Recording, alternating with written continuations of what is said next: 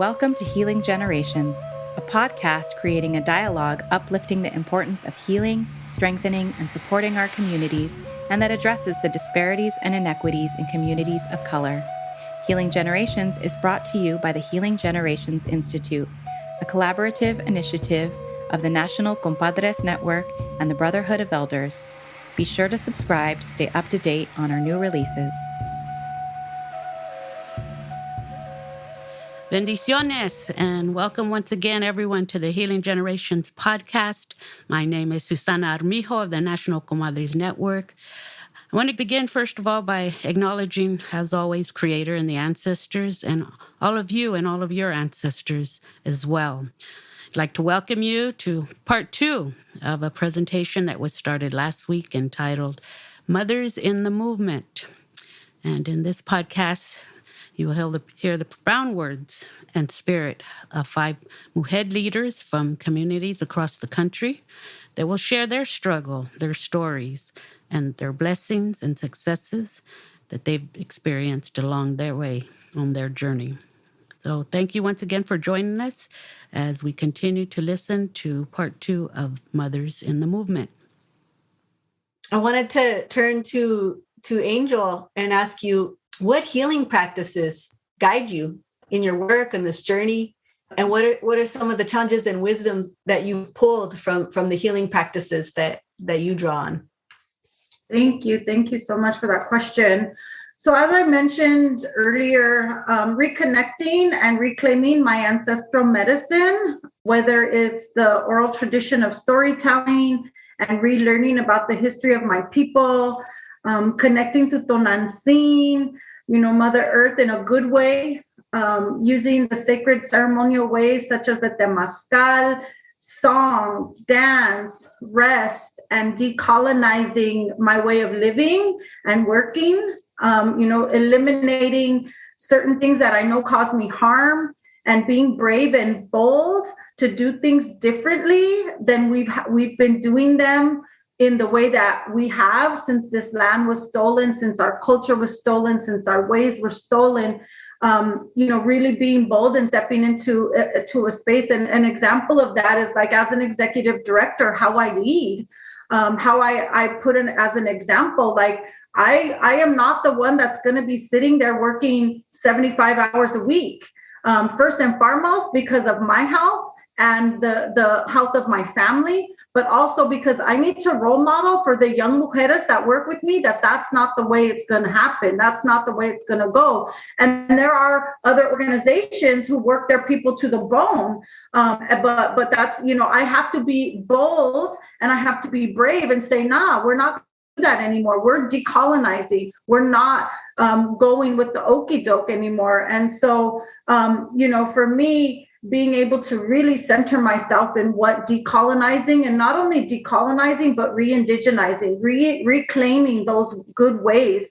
And then also just with that question, one of the consejos that I would share, my kids are all grown now. I have a 27, 25, 21 and 18. My baby's just graduated last year and is out of here to college. And so, over those years, like I was just saying, I parented hardcore for 25 years. My whole life revolved around my children and this work. And what I would say, my consejo would be that, you really have to put your well-being at the center of everything. Our liberation should center our well-being. Audre Lorde, amazing, powerful sister mama, talks about like revolution and liberation is our well-being, is our health and our safety. And we cannot do this work in a way that drains us because it's useless because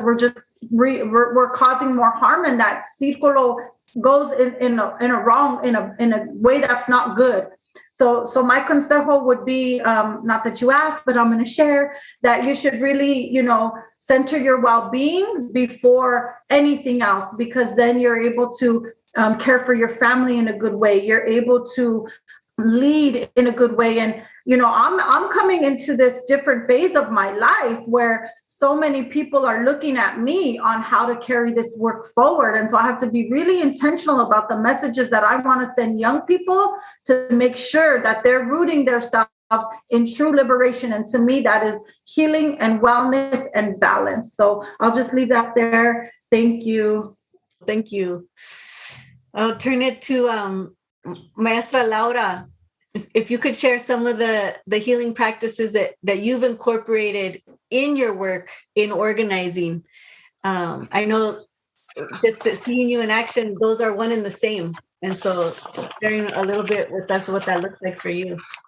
Well, some of the healing practices that I've used are, first of all, I try or I've done rites of passage for youth, for young girls and young men who have not had that opportunity to have a rites of passage, ¿verdad? Some girls, they go through a quinceañera, they have this big elaborate thing, and young men most of the time get left out on that. So we try to bring in that rites of passage for everyone, all youth, no matter what their experiences have been, no matter what their past has been, ¿verdad? And just create a safe space for them and let them know how sacred they are as human beings, ¿verdad? That whatever they did is not their fault, but that we can help them to achieve whatever they want to achieve in their life, ¿verdad? They're not defined by their mistakes. They are people, and they deserve a second chance. And that's why the rites of passage is so important. The other things that I have incorporated are forgiveness circles for everyone, for adults and for youth, ¿verdad? Being able to write down somebody's name on a piece of paper, and that's just one way of doing it. And then burning it, ¿verdad? Allowing them to burn it so that they can get that feeling of healing. That step to healing. It's not going to heal them completely, ¿verdad? They're still going to have some pain, pero también to help them to heal. And also, as I said before, I do support those missing and murdered Indigenous women, and I support them emotionally and spiritually. And that has been my path. My path is that spiritual and cultural guidance, ¿verdad? I feel like for me, my cultura actually me curó, because before I started in danza or even practicing my cultura, which is, soy mexicana, ¿verdad? Soy chicana, and I did, grow up in a Mexican Rand family, ¿verdad? My mom didn't speak English very well or at all, and my father did. And so we did have that experience, ¿verdad? But it was more of a church experience. It wasn't an experience of real cultural, ancestral teachings, ¿verdad? And so those are the things that I looked for. I looked for all those teachings, and so that I would be able to pass it down to not just my children, but to other people's children, which is very important, because a lot of people they don't have that connection. Adults don't have that connection, and children didn't have that connection. So those are the things that were important to me and to my family, is to pass on that cultural heritage and that connection to their roots, because the roots are the most important thing. If you nurture those roots, you're going to nurture the flower, and it's going to bloom, and it's going to be better than ever, ¿verdad? And so that's one of the things that I felt that was important. And so we try to pass that message as we go along, ¿verdad? Through our danza or through just teaching of the cultura, ¿verdad? Those veintenas, the ways of our ancestors, our ancestral teachings, because they were important. They had beautiful messages behind that. And so in giving that to our children and other people's children is like giving them that sacred knowledge, ¿verdad? That sacred knowledge of Quetzalcoatl that we should be passing on. And so there was that question about the children, ¿verdad? And so I just, to me, your children should come first in any aspect of movimiento. If your home's not good, if your children are not good, then you shouldn't be out trying to help others, ¿verdad? So if the family is strong and doing well and they're doing great, then you'll be able to do better work outside of your home because you'll feel good that your kids are doing great, ¿verdad? They're doing well. Otherwise, we're failing the children that we have, our own children, and we can't heal. We can't help other children if ours aren't doing good. Ometeo. Mateo. I want to ask you, Alma, how do you incorporate healing in your organizing, your advocacy, your activism, and movement work? I work for an organization that really it's about activating race, people's voice empowered. But one of the things that, with all honesty, that sometimes we struggle is understanding that organizing is not separate from healing and self-care. It is very connected. We cannot organize if we don't center healing at the forefront of everything we do. All that historical trauma that we experience has had historical impact in ourselves in so many ways, especially in our communities of color, that when we're doing organizing to fight the systemic oppression, whatever system that would look like, we have to realize that a lot of our people have been living so much trauma that we cannot organize people to move into actions if we don't provide the space to reconnect, heal, lift their voice and power in a safe way, in order for them to be prepared to face the system that failed them. It's really hard to put community in front of your oppressor and fight them, right? Because it triggers all that experience. And when I walk into this work, that was my biggest challenge, be able to sit with the system, the education system myself, and remind me that this is the folks that put my brother in prison. These are the folks that dismiss my mother narrative. And I had so many challenges. And Laura Tinajero, that she's one of my mentors, she really introduced me to this pathway of healing, entre la cultura cura, myself going to get trained to Shinashli, thinking, I'm going to get trained to get folks facility. But no, it was for me. It was for me to go through that journey. The curriculum is not like a normal curriculum that they teach you and then you go teach. It's your own journey of healing.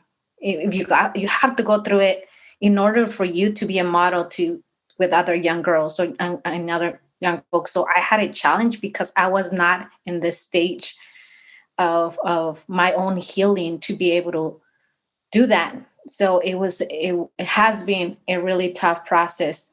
But now that I'm a better stage, I could see the impact it creates when you create an atmosphere of centering community and safe space, courageous spaces with cultura, with our youth and with our parents. We not only facilitate Shinashli or Joven Noble or Cara y Corazón for the parents, but we make sure we have monthly healing circles, workshops of La Cultura, traditions. Laura coordinates and supports a lot of that on the ground. And it's part of the organizing because the parents leave from that space so energized, connected, and I cannot even make justice to the reactions and of parents and youth when they speak about healing. Like, they go and advocate for that in their own schools. They ask for círculos cultura in their schools because they're living it, they're seeing it. So we have been denied to all this knowledge and wisdom and spaces for so many generations that now is the time to claim those spaces. But for that to happen, we need to create those spaces. So we make sure that when we start organizing folks to any type of fight with the system, we make sure that we centered our cultura and our healing, starting within us before even exposing residents to go fight the system that oppress them, because it's very critical. Organizing, it's a movement building, and I feel that healing is part of that movement itself. It's a process itself that need to be interconnected together, because these fights that we all encounter, it's something that is going to take so many years, and it's definitely important that we put our priorities straight, and that's basically providing those safe spaces for a community to heal together. Beautiful. Rahsmia, you mentioned having a 22-year-old and wanted to see, what advice would you share with young moms out there? What are some of the things you wish you would have known as you were starting out on your motherhood journey? I mean, I feel like the panelists have already spoken, hit on so many of the points that I wanted to make. I think first and foremost, the most important lesson that I wish I would have known is the movement starts in the home. I had this like false idea that I had to go out in the world to join the movement, create the movement, and it just happened, thinking back that I started to get into this work really as I became a mother. It happened almost simultaneously. And I do carry some guilt. Now and I have conversations with my son who is now 22 years old and I'm trying to process, some of the guilt that I have because I was always out there, out in the world. And I feel like in many ways I did neglect him. And, I did tow him around, as many of us have talked about, like we bring our kids along and, but I was, I didn't feel that I was as focused on him. And I was doing the work with everybody else. And I think back to an argument that I had with my partner at the time, his father. And I remember I was just so I was so involved. I mean, there was no concept of time, right? I mean, hours? Who cares? It's how days a week? We didn't keep schedules, as far as the work goes. And I remember coming home one day.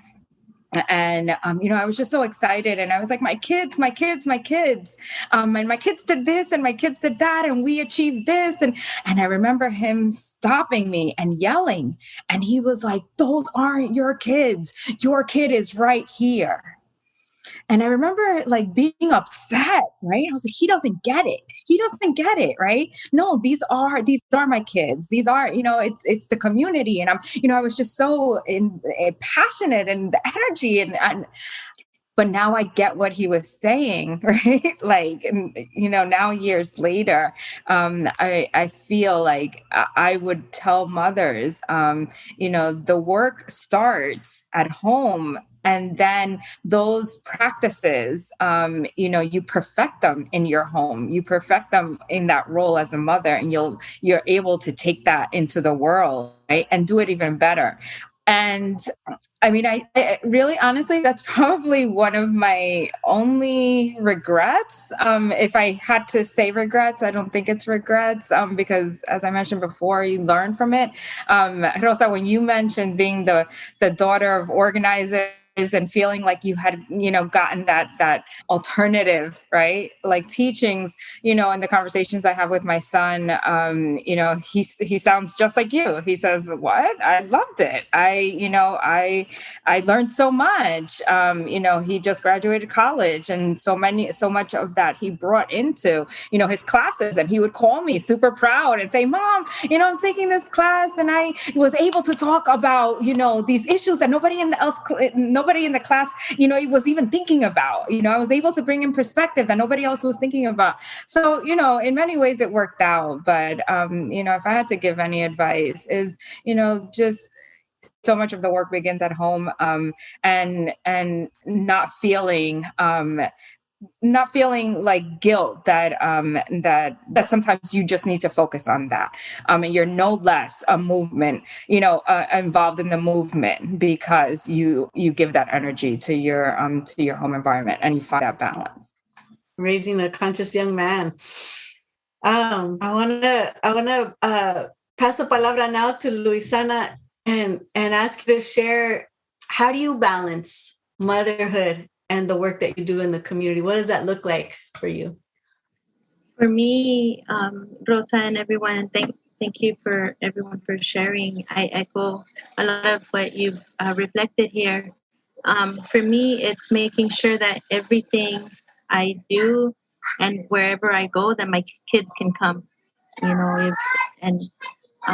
It's not a dangerous protest. I chose to stay back with the Black Lives Matter movement because it was in the middle of the pandemic, and it was really hard for me because even during those the times when George Floyd got murdered, there was also a young woman that had been murdered in the military here locally in Texas, and always wanting to be there and having to make that hard choice sometimes of having to stay back and be in solidarity in other ways, because the only reason why I'm in this movimiento to begin with is through ceremonia and the healing that I've gotten through being in ceremony and being in a community where we practice our traditional danza azteca. It was a blessing when there was a job opportunity through American Indians in Texas, and to be able to do both, to merge both the ceremonial practices and into spaces where I would be getting paid for, right? That's not all the work that I do. I'm blessed to be a part of a calpuli here locally that we started in Austin with our comadre Laura, who's on here, and my sister and other mujeres that felt like this is something that we needed to carry forward for our future generations at a time when we didn't even have children. We just felt the connection to the drum and the rezos with our feet and just the beauty that comes out of the work, right? That because it takes a lot of work sometimes, a lot of staying up all night praying, doing things that we're not used to doing, to really open our hearts up and figure out, okay, what does the movimiento mean? What do we want for our communities, our families? It's not just about ourselves. It's something bigger than us, So it's something that now that we have children, we get to share that with them, and we don't have to keep it to ourselves. And it gets really hard, but then, for myself, I've been through multiple relationships because they haven't always been healthy, and I've had to make the decision to leave a relationship if it wasn't something that was contributing to our healing, and that was being abusive, and that didn't have the foundation of the valores that Jerry talks about all the times, the cuatro valores, the love, respect, dignity, and trust. All of our relationships have to lead with those valores. Otherwise, why are we doing this for? Like, then there wouldn't be no point. And so I take those teachings and I apply them to all of my relationships, and I'm just really honored to be walking alongside amazing people, and here today at this panel, I could see that it's not just a local national movement. It's there's people doing this work internationally, globally, right? To fight back all of that hurt and that oppression and that racism that tears our families apart, and just really grateful right now for my partner. You can hear him like, and sometimes I'm like, it's okay, if they come, I bring my babies to Zoom meetings, and I just moved from full-time to part-time because I just could not handle just the stress of having to produce with a newborn, and sometimes it means, having to be real with ourselves and say, okay, what do I have the capacity to do? I just we just co-founded a consulting company with my homegirl and my homies and my sister, and I'm learning so much through that process. Things that I wouldn't have done on my own, but that with each other, we're kind of giving ourselves the encouragement, the courage to do, just to share out, because right now it's this thing about restorative justice in the schools, but all of that is just new ways of defining things that are ancient. And so if there's anything that we've learned in our ceremonies and in enseñanzas of our maestros, Susanna Armijo, who right now is leading an environmental justice advisory committee at the White House, from Austin, other maestras, Silvia Herrera, who's at Dona Tierra in Arizona, Maestra Susie and Maestra Debra, who I've gotten the honor to meet. So many maestras, that teach us, and we pay close attention, and we share that with our little ones, with our family. And sometimes, my partner, he gets real upset, but, we're working through this together, and hopefully he could see that it's real, that it's not something that we just write on a paper to get the grant, I just want to share about that much. Thank you so much. And thank you to everyone for sharing your wisdom. Just one thing that was coming to me that I'm hearing in everything that this incredible panel is sharing, this wisdom that comes from being someone that gives of yourself to raise up this next generation, is that when you're living like that, everything is a prayer. And so may we continue to pray with our feet.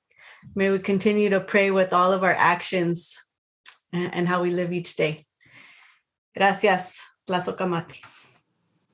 Wow, some very powerful words and experiences that we've been very privileged to hear.